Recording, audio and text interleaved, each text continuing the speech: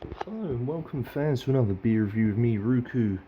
Well, this from Tiny Rebel. It's called Cwtch, means hug full of love in Welsh. Very, very funky can indeed. That is really out there.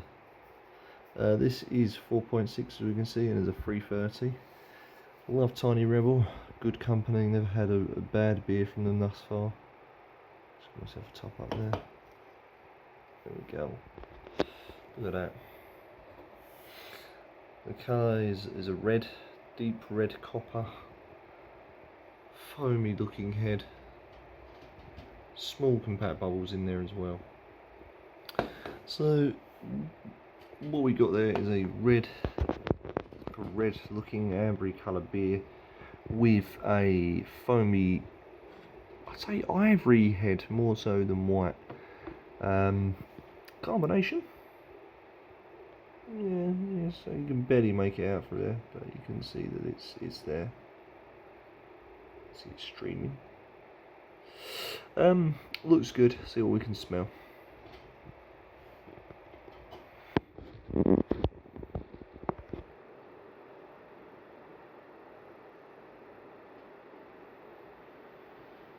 Okay, I can smell like a rye, like a brown bread.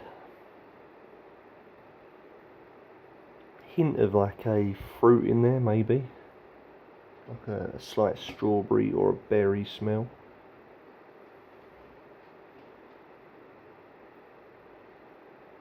Smells very pleasant on the nose, but let's see what it tastes like.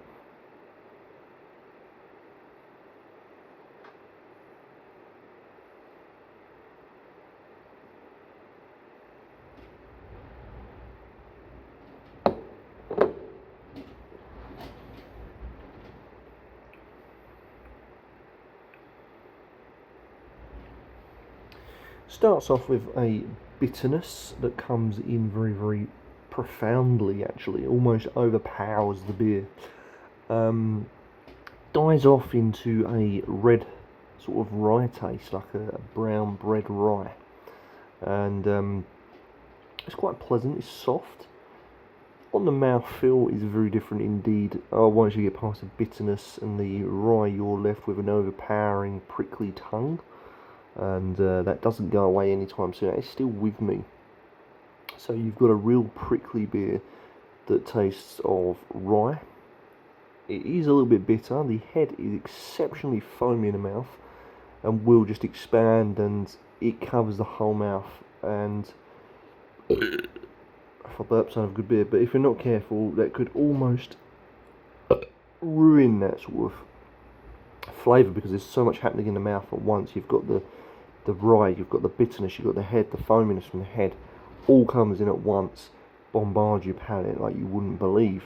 Aftertaste is again just of a sort of a brown bread. A slight sweet note at the end as well.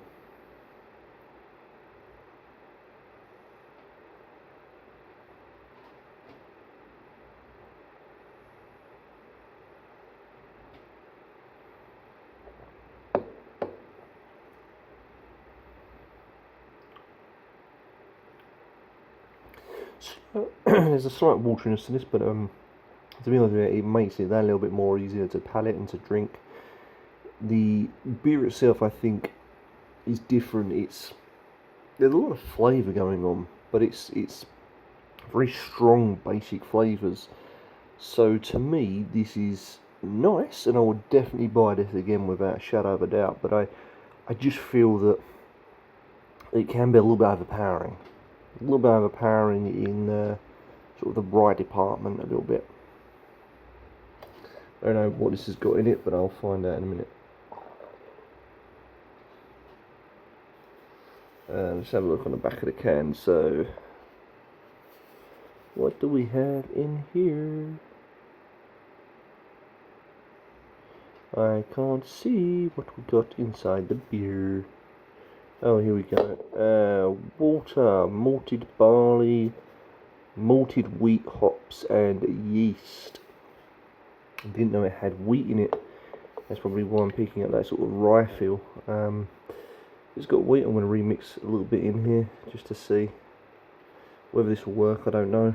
I always do this when I've got a beer that's got wheat in it. As we know, it changes the taste. So this may or may not work, I don't know. Never done it with Tiny Rebel products before, but in theory, it doesn't matter who makes it, as long as it's got wheat in it, it should work.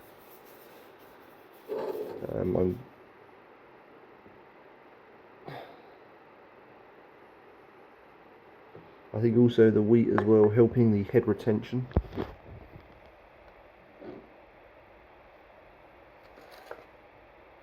It is what it is.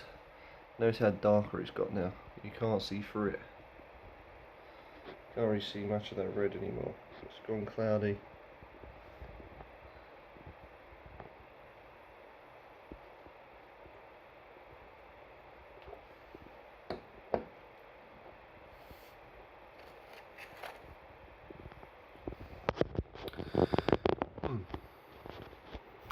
Interestingly enough, when it's been remixed, there's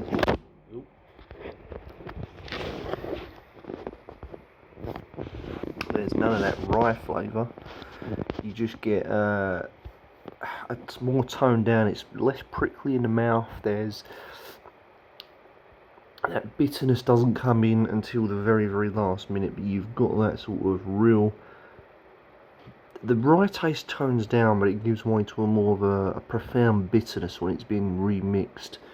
And the rye comes in towards the end, but it's a lot more softer. So yeah, I'm not sure which I prefer. If I prefer this remixed or not, doesn't really matter to me. So I'm going to score this I think I'll score it a 7.